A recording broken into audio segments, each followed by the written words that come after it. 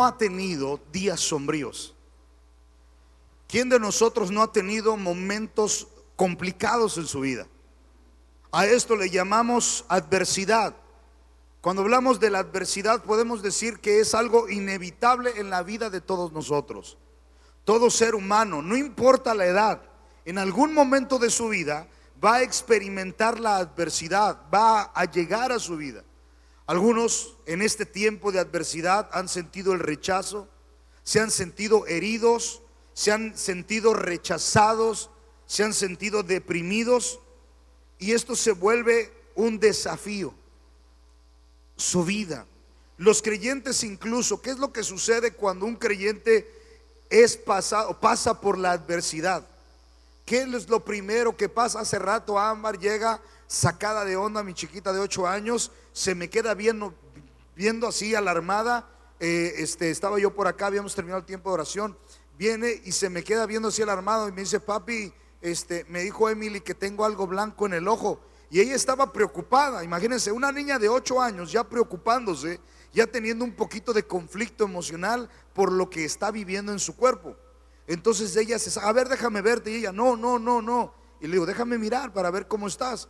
Y me dice, no. La agarro, la levanto en mis brazos para brindarle seguridad, como lo hace Dios conmigo. La pongo arriba de una silla para mirarla ojo a ojo, cara a cara. Y entonces se presentó para mí la oportunidad de brindarle a mi hija esperanza. ¿En qué? En un momento en que empezó a sentir temor. Hasta los pequeños pueden vivir esa experiencia. Es inevitable como seres humanos vivir esta experiencia. La observé, le dije, a ver, dijo, no. Cuando la veo digo, mira mi vida, no debes permitir que el temor haga un lugar en tu corazón. Lo que debes hacer es no alarmarte por todas las cosas que te pasen. Cuando llegue eso, quiero que tengas en memoria lo siguiente, lo que te voy a decir. Dios no te ha dado una prueba que no puedas soportar. Sea lo que venga a tu vida, hija, sea lo que sea que venga sobre ti, recuerda que Dios no te dará una prueba que tú no puedas soportar. Dios mismo te dará la salida, te dará las fuerzas y podrás enfrentarlo. Así que le dije, hija, no tengas miedo. La levanté y le dije, a ver, quiero ver esos lindos ojos. Me voy a poner mis lentes para mirar tus ojos. Y entonces vi que tenía algo, lógicamente una infección, algo que tiene muy poco, muy pequeño. Pero después de que le di esas palabras, de que le brindé fuerza y consuelo con mis brazos fornidos y bien estructurados allá en el gimnasio, ¿no? Mi hija se fue con una sonrisa en su cara. La ansiedad puede venir a nuestras vidas, la depresión, el temor puede venir a golpearnos. Y a veces nosotros mismos pensamos que nuestro sufrimiento no entendemos por qué. A veces porque no hay una explicación, vino repentinamente a nuestras vidas. Y lo que podemos generalmente, o lo que hacemos nosotros, es preguntarnos: ¿por qué el Señor no ha contestado mis oraciones? Y sigo teniendo esto en mi vida, y sigo pasando esta situación. Mis oraciones no están haciendo ningún efecto. Después, cuando empezamos a cuestionar, viene una segunda fase. Empezamos a dudar de las promesas de Dios que Él nos ha dado para sostenernos en los tiempos de prueba. Cuando yo leo la Biblia, yo he visto hombres de Dios, mujeres de Dios consagrados pasando sufrimiento. Yo lógicamente clamo a Dios en mis momentos de lucha y le digo: Señor, líbrame de estas situaciones. Pero si me toca pasar por alguna área complicada, yo te ruego que te glorifiques, Señor, dándome la fuerza para poder mantenerme fiel a tus promesas. No estamos exentos de sufrimientos. Y en medio de esto el Señor ha prometido que Él va a ponerle límites a los sufrimientos. El Señor dice: no te daré una prueba más allá de lo que puedas soportar, sino que juntamente con la prueba, con la situación, yo te voy a dar la salida. O sea, Dios inclusive a través de esa palabra que te estoy dando, está marcando un límite a la prueba para que no termine de agobiarte. Lógicamente, como seres humanos, nosotros lo vemos complicado, a veces vemos prolongado el sufrimiento, y ahí es donde nos atribulamos y nos preocupamos. Entonces debemos tener presente, familia, que los momentos sombríos que vengan a nuestras vidas durarán solamente, escúchame bien, lo necesario para que Dios lleve un propósito en mi vida. Porque en medio de esas crisis, en medio de esas pruebas, hay una razón de ser, hay un propósito. Dios está llevando a cabo pruebas, problemas, permite desastres a fin de que yo aprenda algo que probablemente esté pasando desapercibido. Y a medida que nosotros continuamos confiando en Él en medio del sufrimiento y la prueba y obedeciéndolo, Dios va a ir perfeccionando su carácter en nosotros. Dios está moldeando, formando nuestro carácter. Dos cosas: confía en Él, es el llamado, y dos, obedécelo. ¿Sí? Vamos a ver un ejemplo. Quiero que me acompañen a Génesis capítulo 37. Vamos a ver rápido la historia de alguien. Lo voy a leer en traducción lenguaje actual, me parece que es el que tengo ahorita. 37. Y tú me vas siguiendo, ¿sale? O me vas escuchando.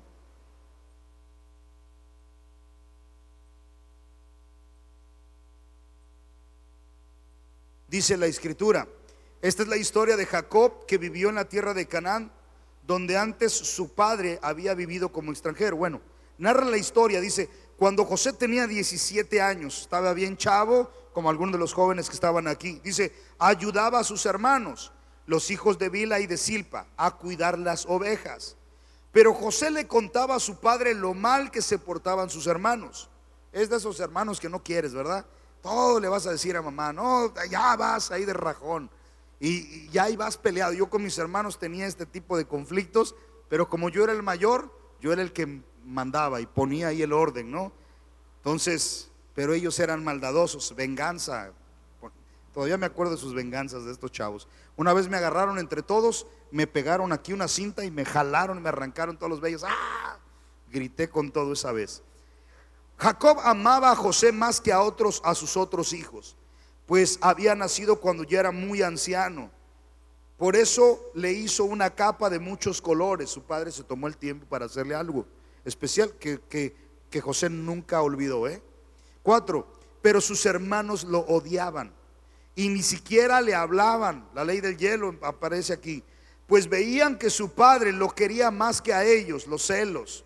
Un día José tuvo un sueño. Cuando se lo contó a sus hermanos, ellos lo odiaron aún más, pues les dijo: anoche tuve un sueño y soñé que estábamos en medio del campo atando el trigo en manojos. De repente mi manojo se levantó y se quedó bien derecho, mientras los de ustedes lo rodeaban y se inclinaban ante él.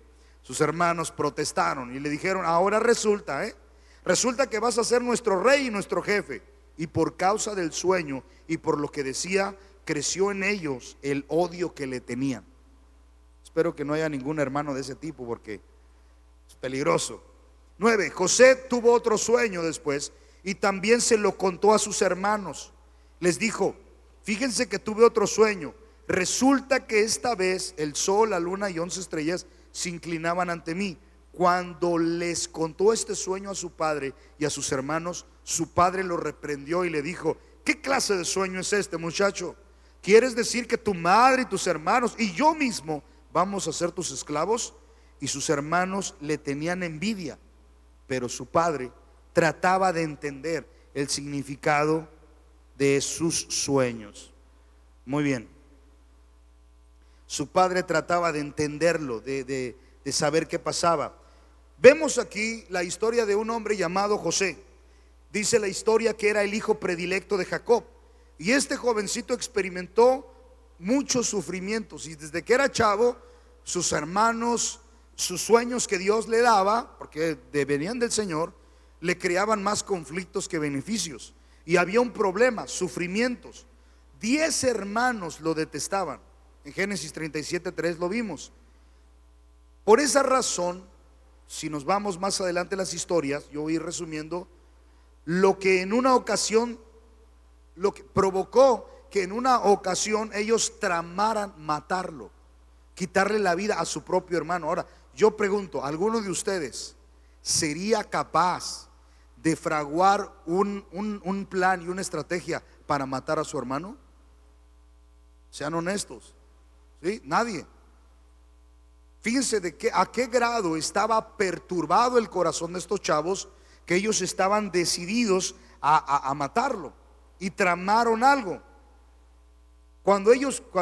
Bueno, resumiendo la historia, cuando lo dejan en una cisterna, pensando matarlo, y después dicen, no, pues mejor no lo matamos, y pasó un cuate que compraba esclavos y mejor decidieron venderlo.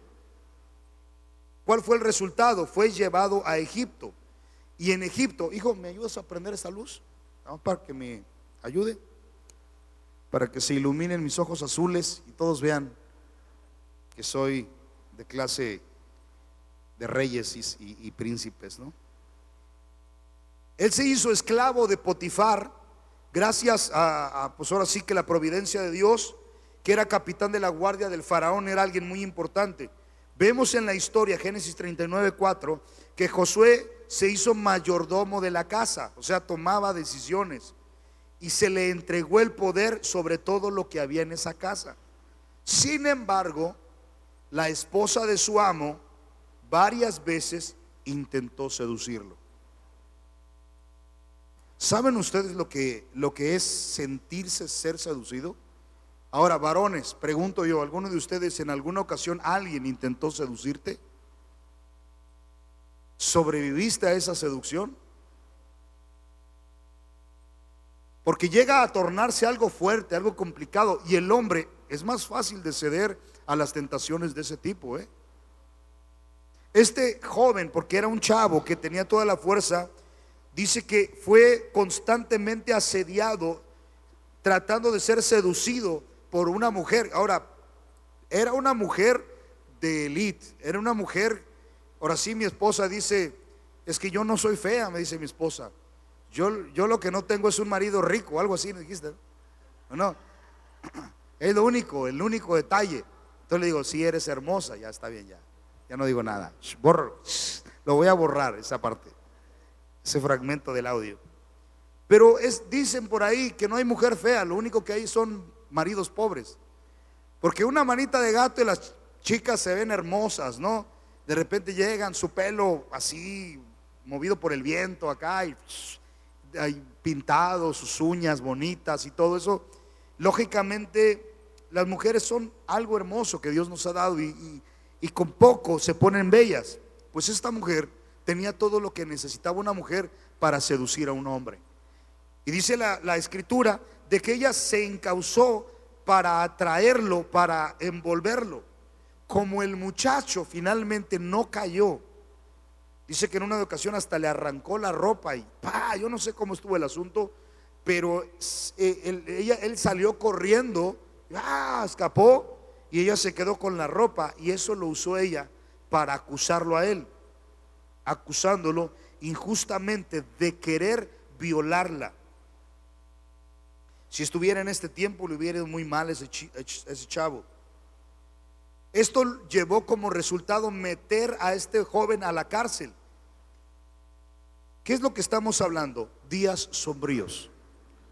Todos nosotros puede cambiar nuestra vida en un abrir y cerrar de ojo. Un accidente allá afuera, una situación con el médico nos cambia la vida. Una relación tóxica puede cambiarnos la vida. Entonces vemos aquí las cosas que fueron pasándole a este muchacho. Continuamos. Ella lo acusa. Ahí el jefe lo entrega en manos de lo entregan y va a la cárcel. Y dice la historia que ahí el mismo jefe entregó en manos de José, después con el tiempo, el cuidado de todos los presos. O sea, tuvo un liderazgo Dios estaba con José. Génesis 39, 22 al 23. Por favor, Génesis 39, 22 al 23. Vámonos rapidito. 22 y 23. No estaba, ¿o sí? Sí. Desde el 19 lo voy a leer. Al oír Potifar las quejas de su esposa, se enojó mucho. Entonces agarró a José y lo metió en la cárcel donde estaban los presos del rey. Y los presos del rey estaban con una sentencia de muerte hasta que no se pudieran, a menos que pudieran defenderse para librarla. Pero los presos de reyes eran acusados por intentar casi de matar al rey o planear algo, envenenarlo, quitarle la vida. Entonces eran los peores, por decirlo así, los terroristas en este tiempo. Entonces dice, lo metió en la cárcel donde estaban los presos del rey. Pero aún en la cárcel, dice el 21, Dios siguió ayudando a José. ¿Qué me enseña esto? Que Dios es fiel, que Él le pone límites a las circunstancias, que no dejará que seas probado o probada más allá de lo que puedas soportar, que Él juntamente con la prueba, dice juntamente te dará la salida. El problema es que nosotros podemos enfocarnos tanto en la prueba, tanto en lo malo, tanto en lo que estamos viviendo, la situación, la cárcel, los barrotes y todo, que no nos damos cuenta de la gracia de Dios también en medio de esa circunstancia. Dios se glorifica en los días sombríos de tu vida. Es el ejemplo que estamos viendo. Dios siguió ayudando a José y dándole muestras de su amor. Dice el versículo 21, pues hizo que el carcelero lo tratara bien. ¿Dónde? En la cárcel. Y así el carcelero puso a José a cargo de todos los presos y de todos los trabajos que allí se hacían. Era el jefe, el mandamás. El carcelero no tenía que vigilarlo. ¿Por qué? Porque Dios ayudaba a José y hacía que todo, absolutamente todo, le saliera bien. Esa es la mano de Dios. Y fue ahí, miren, donde él conoce a dos personas, un copero y un panadero, que trabajaban con el faraón. Tuvieron un sueño. Él les interpretó a ambos los sueños. Voy resumiendo. Le dijo que el copero saldría y sería reinstalado en su puesto, y al otro pues que iba a morir. Prácticamente nadie quiere oír esas noticias. Este hombre, al pasar el tiempo, pues salió y le dijo, no, le voy a decir al rey de ti y lo que sea. Se le olvidó la vida de José hasta 2 años después que el faraón tuvo un sueño. Y entonces fue cuando le dijo, yo conozco a uno que interpreta sueños. ¿Dónde está? Está en la cárcel. Y fueron por él. Fíjense, Dios obrando soberanamente. El faraón lo mandó llamar y José, le interpretó el sueño satisfactoriamente.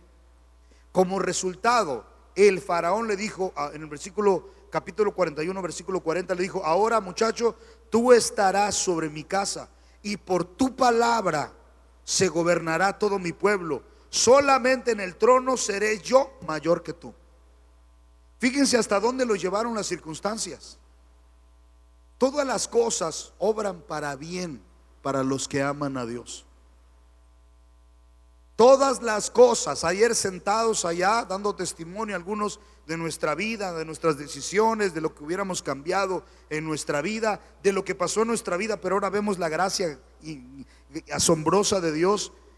Ese pasaje nos conmovió diciendo, todas las cosas obran para bien para los que le aman.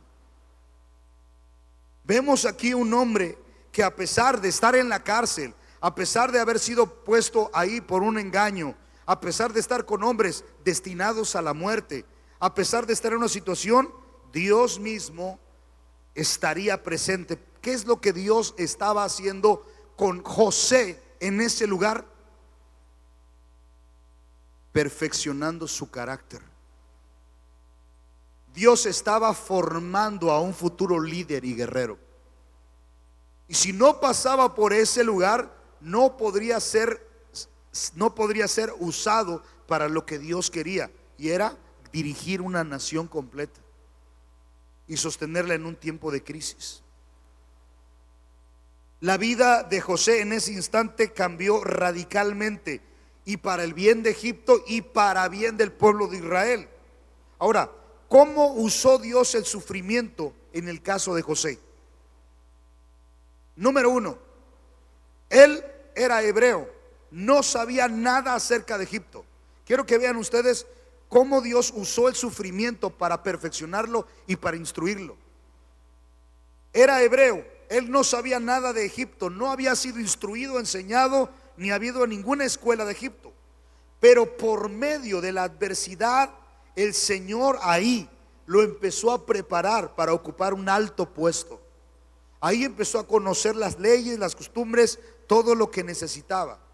Y siendo esclavo, también conoció el idioma y la cultura del país. ¿Cómo llegó la hermana Nena y el hermano Robert a ayudar a matrimonios?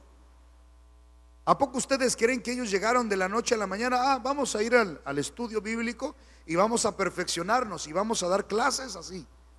Gracias a Dios que se preparan y buscan, pero ellos primero tuvieron que pasar por el sufrimiento que pasa un matrimonio. Los conflictos, las luchas, las dudas, los temores, los enojos, los traumas. ¿Sí me explico? Y cuando pasaron por ese proceso, Dios perfeccionó sus vidas, y eso lo ha usado para entender al que sufre desprecio, para el que sufre de rechazo, para el que sufre abuso, para el que sufre depresiones, para el que sufre ansiedades, porque comprenden de primera mano lo que ellos sienten. Dios perfecciona su carácter en nuestras vidas a través de esos sufrimientos. Aprendió siendo esclavo el idioma y la cultura. Aprendió también a obedecer a las autoridades de ese lugar y a perseverar a pesar de las injusticias. ¿Por qué? Porque Dios confirmaba que Él estaba con él. Dios lo apoyaba en cada paso y le motivaba a Dios mismo a seguir fiel en lo que se le estaba encomendando. José, no crean que a él se le había olvidado Dios. Lo tenía presente, por eso Dios lo ayudaba. Dios estaba presente en su vida y buscaba el rostro de Dios, por eso es que era bendecido. Ese es el secreto.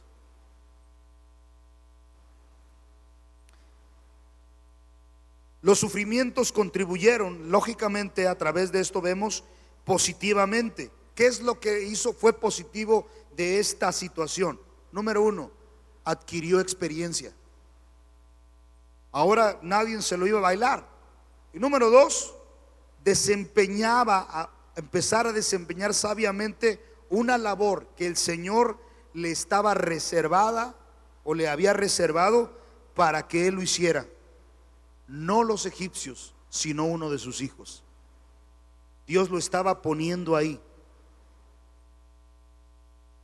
Y a través de él, Dios mismo se glorificaría. Vamos a cerrar con 3 puntos. ¿Cuál fue el propósito de Dios para los días sombríos? Romanos 8:29, por favor. Romanos capítulo 8, versículo 29.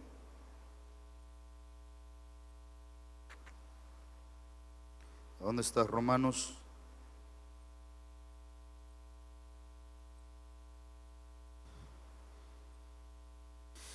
A veces me tardo en encontrar los versículos porque pienso en inglés. Eso es lo que me pasa, por eso me tardo, así que lo siento. Versículo 29 dice, mi traducción: desde el principio Dios ya sabía quiénes iba a elegir y ya había decidido que fueran semejantes a su hijo para que éste sea el hijo mayor. Romanos 8:29. ¿Qué dice la versión de ustedes? Léalo.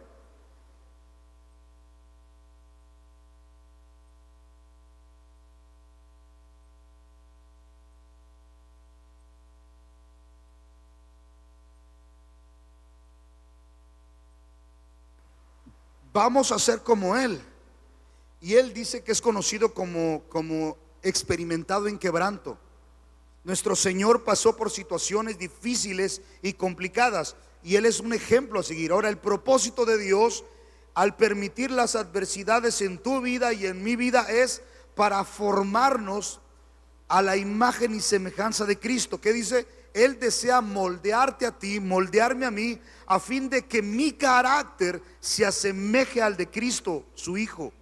Que yo me parezca a Él en todo, que piense como Él, que ame como Él, que perdone como Él. O sea, Él me está formando, y por medio del sufrimiento Dios me hace más sensible. Dios me enseña, y yo aprendo a depender de Él y no en mis propias fuerzas. Yo he visto hombres que de repente se han acercado en algún momento. Aquí en la iglesia no, porque todos son buenos, santos y no hay broncas, ¿no? Pero en algún momento llega un varón y me dice: está por desquebrajarse y arruinarse mi matrimonio. Bueno, ¿qué hiciste, mano?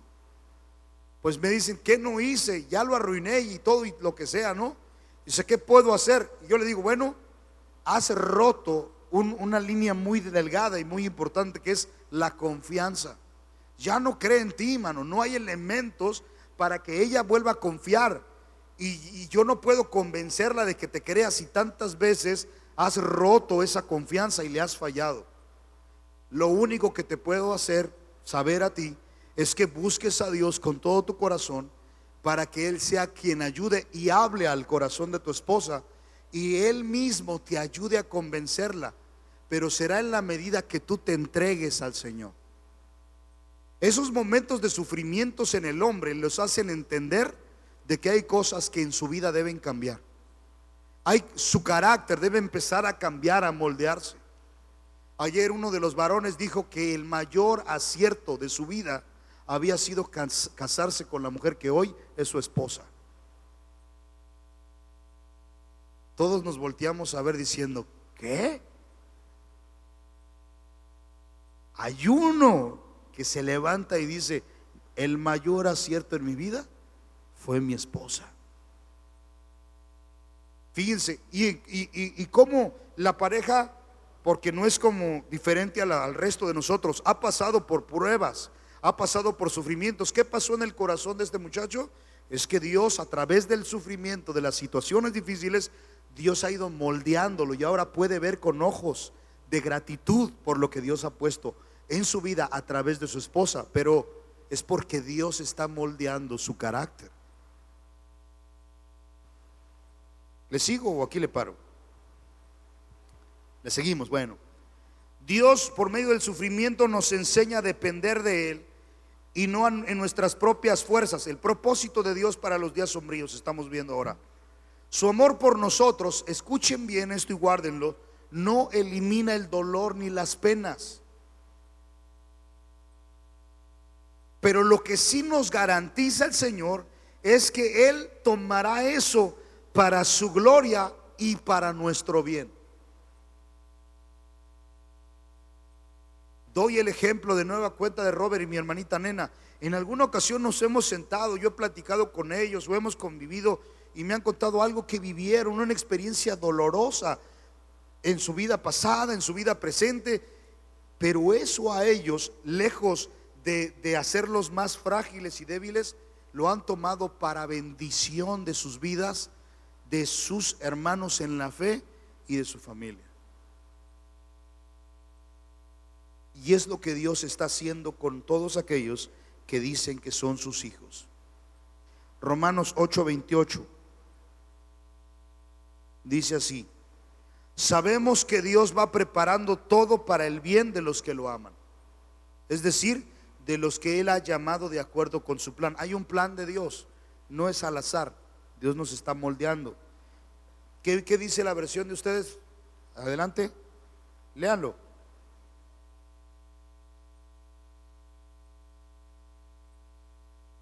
Sabemos que los que aman a Dios, todas las cosas, incluso los conflictos, los problemas, las enfermedades, la economía, todo, dice, para los que lo aman. Eso es lo que dice su palabra. Y gracias a las pruebas, Él nos enseña que a depender de Dios, a confiar que Él tiene un plan para nosotros. Y lo que nosotros debemos de tener bien presente es estar dispuestos a seguirle o a obedecerle, aunque no entendamos muchas cosas. Por ejemplo, el perdón no lo entiendo, porque me duele, porque me perturba. El enojo se impone desgraciado, cuando estés dormido, ahí me voy a vengar. Bueno, eso es lo que sale en las películas de mujeres asesinas, ¿no? No, por favor no vayan a ver esas series, porque no quiero que les den ideas. Al rato yo esté ahí cuidándome ahí atrás de la puerta de que, a la hora que llegue mi esposa. Pero eso es lo que la sociedad está lanzando, dando ideas, ¿no? Pero aquí, familia, nosotros debemos de tener presente que aunque yo no entienda muchas cosas, debo confiar en el Señor. Ahora, ¿qué pasa si yo no quiero obedecer al Señor? Si yo decido plantarme en el lugar donde estoy y no dar el paso y seguir en mi misma angustia, en mi mismo coraje, en mi misma depresión, en mi misma ansiedad, y me quedo ahí estacionado, aunque me digan, sal, ven, y hay esta fórmula. Dios, este es el consejo de Dios. ¿Qué pasa si yo decido rebelarme y quedarme ahí? Bueno, la rebeldía en mi corazón solamente va a prolongar la dificultad, y los momentos sombríos serán más largos, y lo peor es que va a afectar nuestra mente. ¿Y sabes qué va a decir? Que nunca van a acabar tus días malos, que siempre será así, que no cambiará nada, y tendrás en la mente siempre ese bombardeo de que tu vida es infeliz y que la persona con la que estás es infeliz y que toda tu vida, todo tu futuro es incierto y sin esperanza, hasta que decidas creerle al Señor. Y depende de nosotros, no depende ni de tu pareja, depende de ti mismo o misma. Así es, una decisión que tú tienes que tomar. Dios nos ama, Dios desea que tú y yo nos sujetemos a su voluntad, y Él dice que Él nos enriquece, nos bendice y no añade tristezas. Proverbios 10:22. Vámonos a Proverbios 10:22. Híjole, alguien que me ayude con el pianito.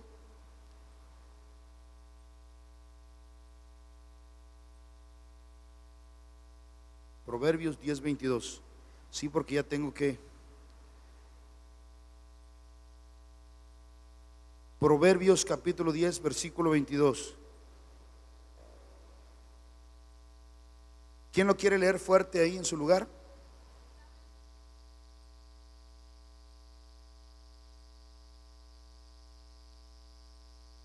¿Alguien más tiene otra versión? Léalo. ¿Sí? ¿En Reina Valera?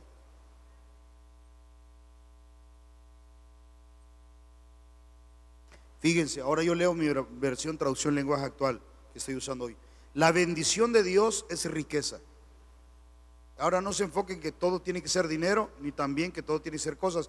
O sea, Dios bendice, alegra el corazón de varias formas, pero dice que viene libre de preocupaciones. Es lo que dice mi texto.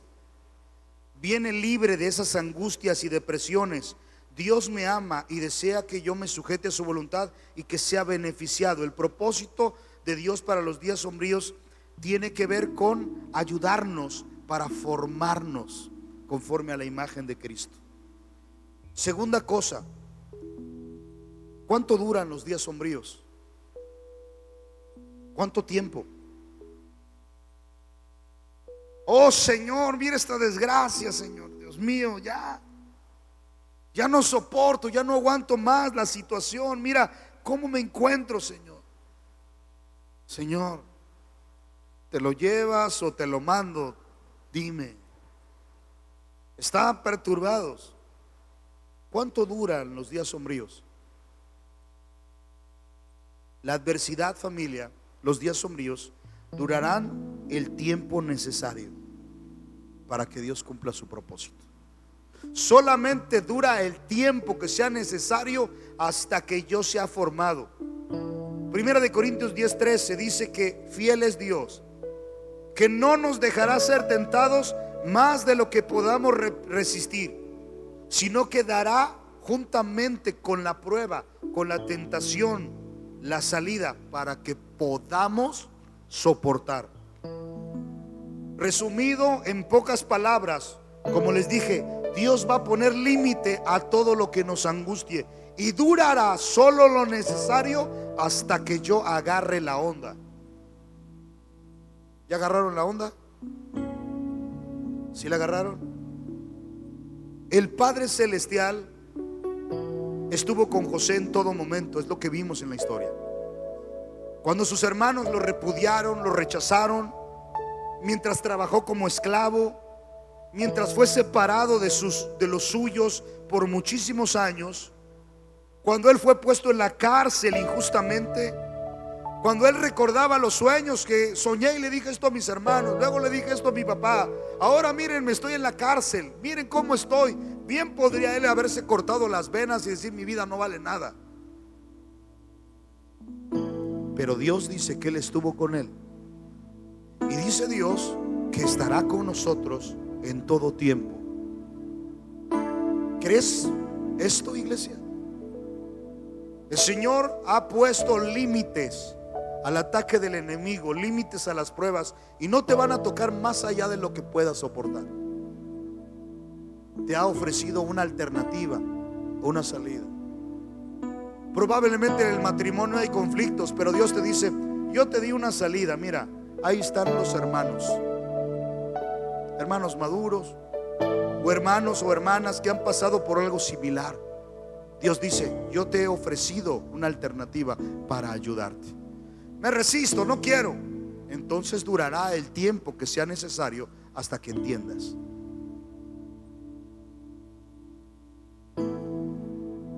Una y otra vez probablemente José se preguntaba: Señor, ¿cuánto tiempo más estaré en esta situación? ¿Cuánto más? Dios, si vemos, Dios sabía que José era el indicado para soportar esa prueba. No a cualquiera, pero Dios sabía que él era fiel, sería diligente, sería obediente. Con esto quiero resumir esta parte. Si nosotros decimos que somos hijos de Dios y estamos dispuestos a obedecerlo, Dios va a usar nuestra vida. Dios mismo se va a glorificar y nos va a bendecir. Dios no ignora que tú eres débil, que yo soy débil. Dios no ignora que yo tengo flaquezas, aunque no parezca. Pero Dios sabe que hay flaquezas en nuestras vidas, y Él a través de su palabra nos recuerda: yo estoy perfeccionando mi obra en ti, yo estoy trabajando en ti. Y luego nos da dirección.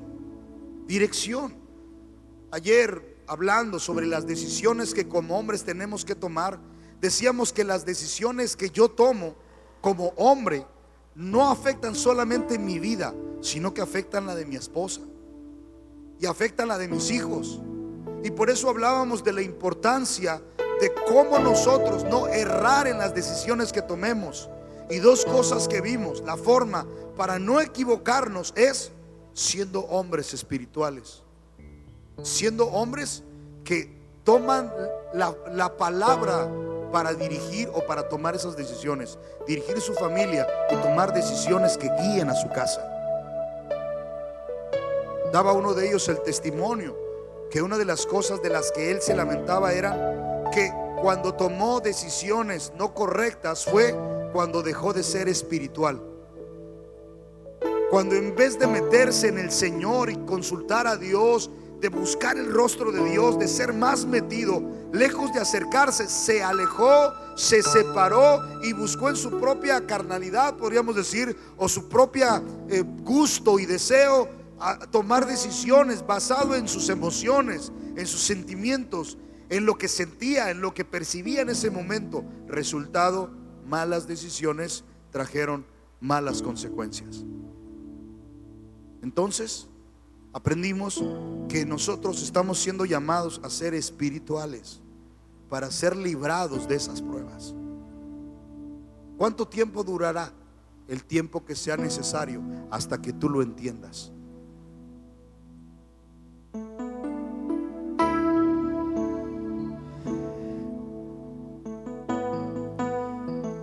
Algunos de los límites que puso a las adversidades que José confrontó: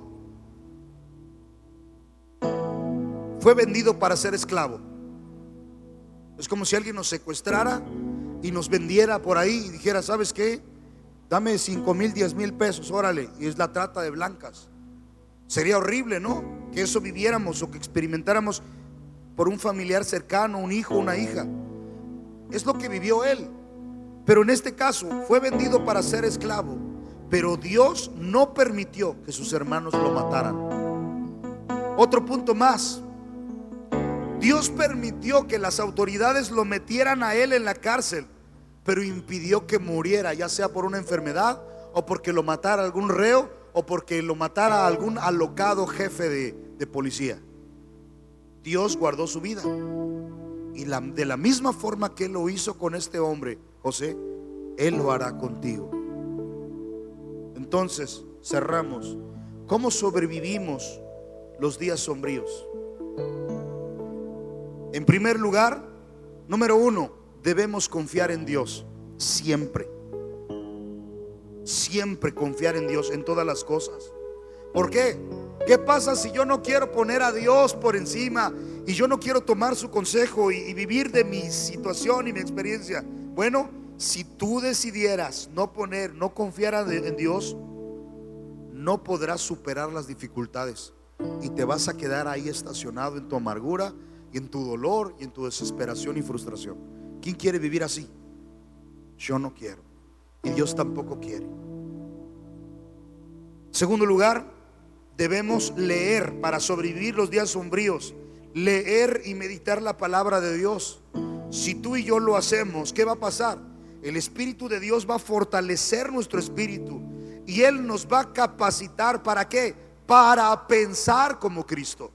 Las Escrituras nos ayudan a renovar nuestra manera de pensar y no pensar de acuerdo a mis emociones, ni mi pasado, ni las perturbaciones de mi niñez, ni las perturbaciones de mi otra vida o con otra pareja. No, Dios va a renovar mi manera de pensar, y entonces al leer su palabra, al asistir a las reuniones que tenemos, ya sean matrimonios, oración, las reuniones del domingo, en la escuela bíblica, si nosotros lo hacemos, el Espíritu de Dios va a cambiar nuestra manera de pensar y vamos a ver como Cristo ve.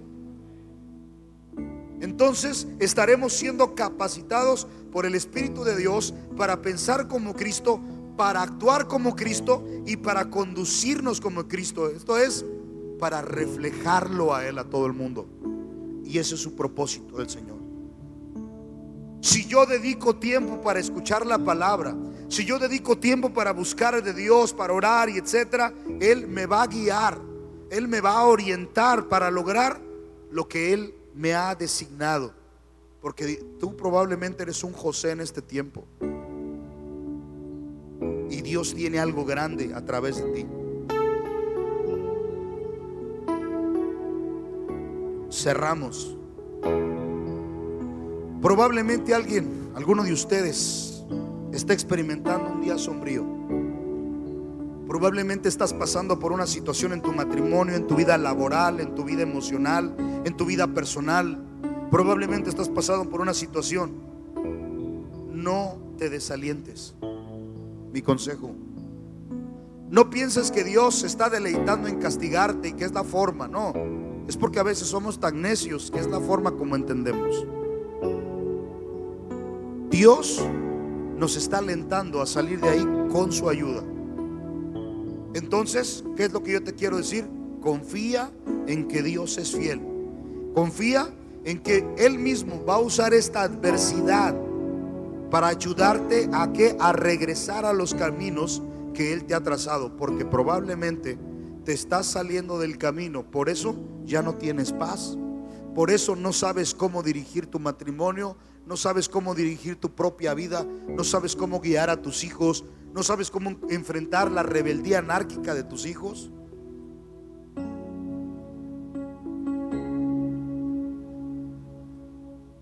Dios quiere regresarnos al camino. Por tanto, busquemos a Dios. ¿Cómo? En oración. Busquemos a Dios a través de su palabra. 3, renueva tu mente y haz su voluntad. Para que Dios nos bendiga, esto es clave para nosotros. Y mantén viva la esperanza de que esas pruebas, escúchame bien, La prueba que ahorita estás viviendo y experimentando terminará, porque Él le ha puesto un límite. Solamente dile: Señor, estoy dispuesto a hacerlo como tú dices. Si hay alguien que dice: vivo en una amargura y en un enojo continuo, perdona y serás libre. Tengo esta confusión en mi mente o esta situación en mi familia, con mayor razón, busca al Señor, busca su palabra, busca un mentor, alguien que te ayude, y va a haber una respuesta. Y ante todo, familia, yo quiero convocar a ustedes a la reflexión. No dudes que Él nos puede sorprender, que no baje esa fe, porque Dios puede sorprendernos. ¿Sabes por qué? Porque el Señor nos ama y porque Él ha prometido que a sus hijos no los va a abandonar. Hace un rato cargué a mi hija en mis brazos, haciéndole saber que fuera lo que fuera, ella podía contar con su papá y estar presente. Y mis brazos son suficientemente fuertes para sostenerla de cualquier cosa que a ella le pase. Es lo mismo que Dios nos dice: sus brazos son suficientes para ti en el tiempo de adversidad. Pregunto, ¿crees esto? Porque solo los que creen recibirán beneficios de esta palabra.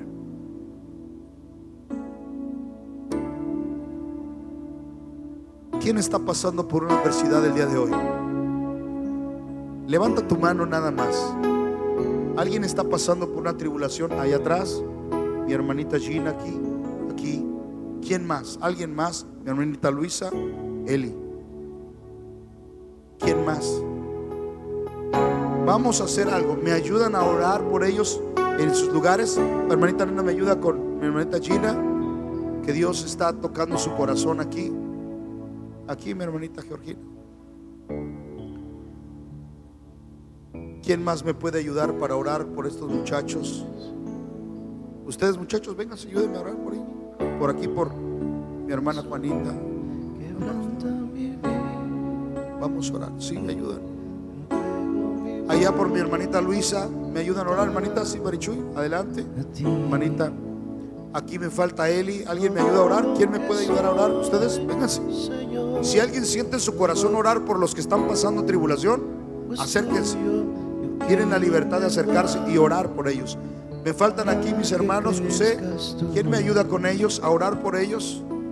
¿Me ayuda alguien? Sí, hermano Robert, hermana también usted. Vamos ahí por ellos. Oremos unos por otros. Ahí, para orar por ellos. Y la iglesia, ayúdenme a extender sus manos a orar por nuestros hermanos. Si están pasando por alguna tribulación, vamos a orar. Señor, esta es la hora para nosotros rendirnos, humillarnos delante de ti, para declarar que nuestra fuerza eres tú. Por esta situación que estamos pasando, por esta perturbación en sus emociones de mis hermanos, en la aflicción que está viniendo a sus vidas. Pero hoy tu palabra, Señor, nos enseña que en tus brazos estamos seguros, pase lo que pase. Tus brazos nos ofrecen la protección, el consuelo y la fuerza que necesitamos. Glorifícate en esta hora, Señor. En esta hora nos humillamos, en esta hora reconocemos nuestra necesidad. La adversidad solamente nos está formando, pero no nos va a derribar, no nos va a destruir. Señor, en el nombre de tu amado Hijo Jesucristo, fortalece a tu iglesia. Son tus ovejas. Tú los has llamado por nombre. Tú los conoces desde el vientre de su madre. Tú sabes lo que ellos necesitan. Sabes qué les duele, qué sufren. Sabes qué es lo que necesitan en este momento. Padre, hoy ayúdalos. Conforta su espíritu. Conforta sus corazones. Fortalécelos, Señor. En esta hora te rogamos, Señor, que en tu infinita misericordia fortalezcas en esas áreas. Pon límites, Señor, que ellos puedan ver que hay un límite donde ellos no serán destruidos, donde la prueba no los va a derribar, no los va a dañar más allá. Señor, en el nombre de Jesús, tu Hijo amado, Señor, Sigue haciendo tu obra en medio de nosotros. Quebranta mi Sigue haciendo tu obra.